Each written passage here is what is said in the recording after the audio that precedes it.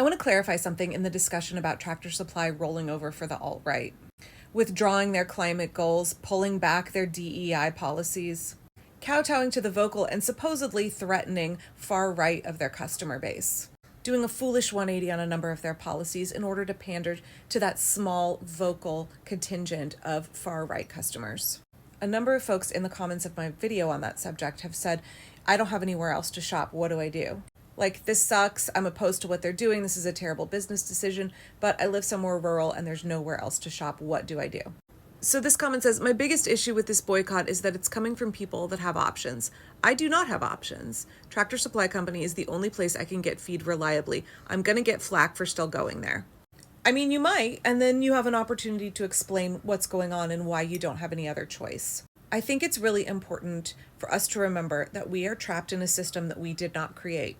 We are forced to participate in a system that is often unethical in order to feed our families and keep a roof over our head. There is a reason for the saying, no ethical consumption under capitalism. We often cannot make perfect choices that perfectly align with our ethics and values. That's just the reality of the world we live in.